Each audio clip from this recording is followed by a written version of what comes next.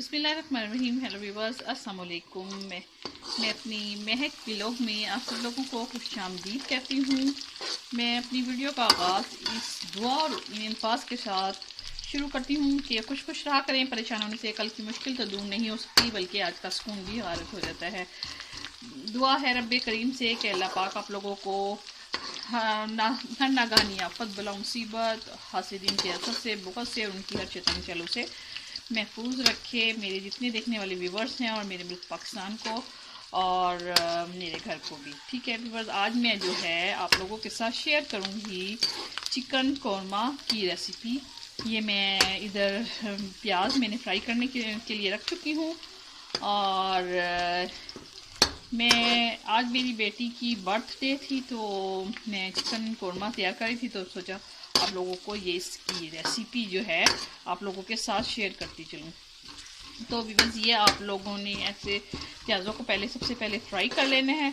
ठीक है। बिस्मिल्लाह, मैं पहले हट चुकी हूँ। मैंने सोचा कि वीडियो लंबी हो जाएगी तो इसलिए मैं प्याज कुछ फ्राई थोड़े से हो चुकी हैं, थोड़े से रह गए हैं, ये मैं प्याज फ्राई करती हूँ। तो फिर उसके बाद इसके अलावा साथ में ही मैं इसमें अब ये क्योंकि बिल्कुल हल्का ब्राउन शेड में आना शुरू हो गया प्याज, तो इसमें ये मैंने अदरक लहसुन का पेस्ट है ये मैं इसमें ऐड करूँगी।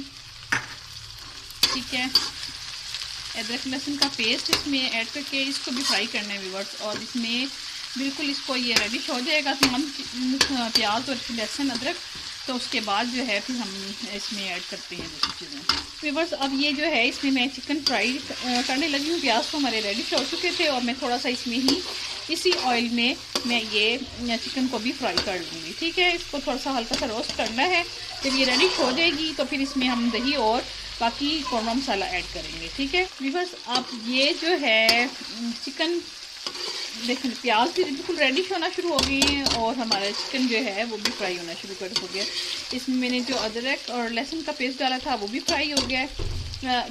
अदरक और लहसुन का पेस्ट आप जितना भी इसमें डालेंगे व्यूअर्स, उससे जो है ना कौरमा की खुशबू बहुत अच्छी आती है। कौरमे में अगर आप लोग अदरक कूट कर और उसको अदरक लहसुन को कूट कर डालेंगे ना तो उससे एक टेस्ट अलग से निकल कर, फ्लेवर उसका अलग से निकल कर आएगा। आप लोगों ने इस अदरक जो है ख़ास तौर पे कोशिश करें कौरमा में ज़रा अच्छा सा डालना है और लहसुन भी, और फिर उसके बाद इसको फ्राई करना है। जब ये बिल्कुल रेडिश हो जाएगा, जैसे रोस्ट होता है ना चिकन, इस तरीके से ये भी रोस्ट हो जाएगा। मैं आप लोगों को जब ये रोस्ट हो जाएगा बिल्कुल फिर आप लोगों को इसकी लुक दिखाती हूँ। बस अब ये देखें बिल्कुल रेडिश हो गया है। इसमें अब मैं ऐड करने लगी हूँ ये दीवान का है चिकन कौरमा। ठीक है, दीवान का, और मैं ये इसमें ऐड करने लगी हूँ। इसका टेस्ट बहुत अच्छा है। ये मैं अब इसमें तमाम जो है ये एक शाशे पैक जो है कौरमा का वो ऐड करने लगी हूँ। ठीक है, ये इसमें मैं तमाम ऐड कर रही हूँ और इसको आपने मिक्स करके थोड़ी सी इसकी भुनाई कर लेना, हल्का सा इसको भून लेना है। फिर उसके बाद आप लोगों ने इसमें ऐड करना है दही। दही को आप लोगों ने फेंट लेना है। ठीक है, और उसके बाद ताकि उसमें फेंटने से ये होगा कि उसमें फुटकी नहीं पड़ेंगी मसाले के अंदर। आप लोग उसको फ्राई कर लें पहले, फिर उसके बाद आप लोगों ने ये जो है एक प्याली जो है दही इसमें आप लोगों ने ऐड कर देनी है। ठीक है, जितना मटीरियल होगा उसके मुताबिक आप लोगों ने दही ऐड करनी है। मैं अब ये इसमें एक प्याली दही ऐड करने लगी हूँ।